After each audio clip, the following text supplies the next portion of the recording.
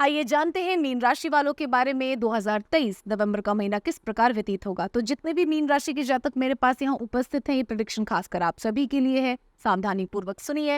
लेकिन उससे पूर्व ही मैं आप सभी को विदित करा देना चाहती हूँ कि हम जो राशिफल यहाँ लेते हैं वो चंद्र राशि के हिसाब से लेते हैं। दैट इज आपके हॉरोस्कोप के हिसाब से जो आपकी राशि निकल कर आती है, प्रेडिक्शन उस हिसाब से है। कृपया इसको सन साइन से कंफ्यूज मत कीजिएगा। तो आइए जानते हैं मीन राशि वालों के लिए क्या फल निकल कर आता है। मीन राशि वालों के लिए महीना बहुत ही सुखद व्यतीत होता नजर आता है। धन संपदा के योग बने हुए हैं। आपके पास कोई आएगा याचक तो खाली हाथ नहीं जाएगा। बहुत ही सुख समृद्धि योग है। सबसे पहले हम कपल्स पे आ जाते हैं, मैरिड एंड मैरिड कपल्स। तो हम देखते हैं कि आपकी अंडरस्टैंडिंग बहुत अच्छी बनी हुई है। धन भी अच्छा कमा रहे हैं। म्यूचुअल रिस्पेक्ट भी एक दूसरे की है। कोई मदद एक दूसरे से मांगेंगे तो वो भी मिल जाएगी। प्रेम पूर्वक आप समय व्यतीत कर रहे हैं तो बहुत ही सुखद है। अगर कोई मैरिड नहीं है और शादी करना चाहता है तो उसको अच्छी कन्या या अच्छा वर मिल सकता है। तो अपनी दृष्टि खोल के रखिए, अपने ऑप्शंस खोल के रखिए और अच्छे से देखिए कौन आपके लिए ज्यादा सही रहेगा भविष्य में।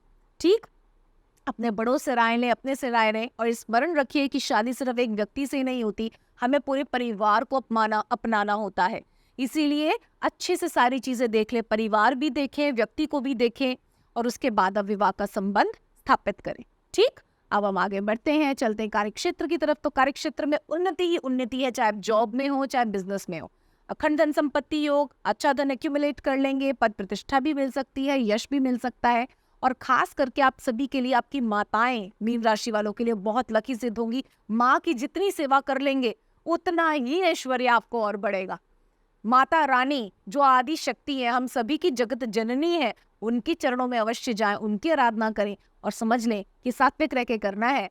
No nonveg, no nothing. Okay, no alcohol, no egg, no nonveg, no nothing. ठीक है, और आपने ऐसा करके अपने इस जीवन को और चरितार्थ कर लेना है, अपने इन पुण्यों को और पूंजीभूत कर लेना है। ठीक है ना।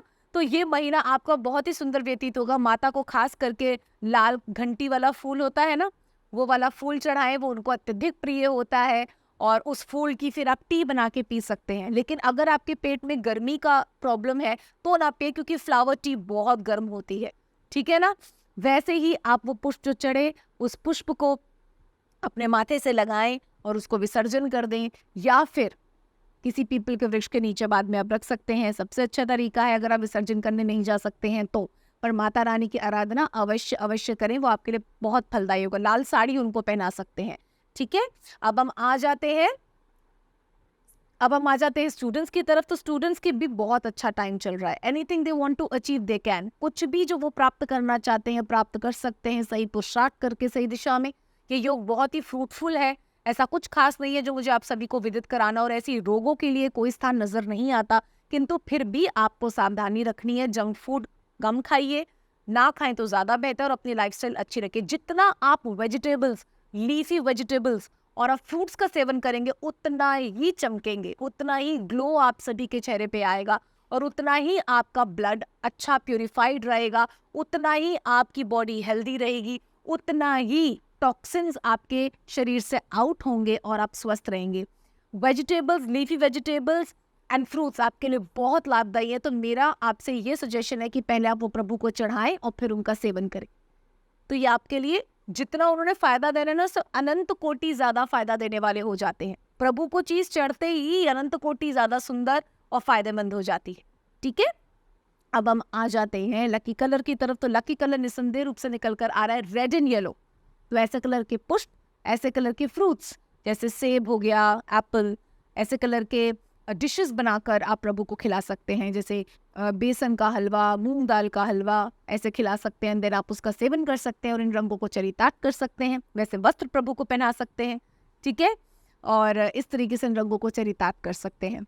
तो आशा है ये महीना आपका जो ऑलरेडी इतना सुंदर हुआ है, प्रभु की आराधना करके और सुंदर हो जाए। क्योंकि पुराने पुण्य तो पूंजीभूत हो गए इस महीने, तो नए पुण्यों को उपार्जन करें ताकि आगे ऐसे और अच्छे मौके आपके जीवन में आए और आप उन पुण्यों को पूंजीभूत करते हुए अपने जीवन को और सुंदर आगे भी देखें। निरंतर इसलिए हमेशा पुण्यों का उपार्जन करते रहना चाहिए और प्रभु को अर्पित कर देना चाहिए। ठीक है, प्रभु को अर्पित कर देना चाहिए, ताकि वो सबसे ज्यादा जानते हैं कि कौन से पुण्य को इसके कब हमें यूज करना है, जब इसको सबसे ज्यादा जरूरत हो। They know the best. उनको सबसे ज़्यादा पता है, तो उन्हीं को दे देना चाहिए। जैसे आप बैंक में पैसे जमा करते हैं ना, ऐसे ही प्रभु के चरणों में अपने पुण्य दे दिया करें, तो वो अपने आप देखेंगे आपके लिए क्या करना है। ये सबसे सुंदर रीति होती है, और इस रीति से जब हम पूजन करते हैं तो हम पूजा को सही रूप में चरितार्थ कर पाते हैं। तो आशा है महीना आपका बहुत सुंदर व्यतीत होगा और प्रभु कृपा से आपके जीवन में असंख्य रंग और बिखर जाएंगे। जय श्री हरि।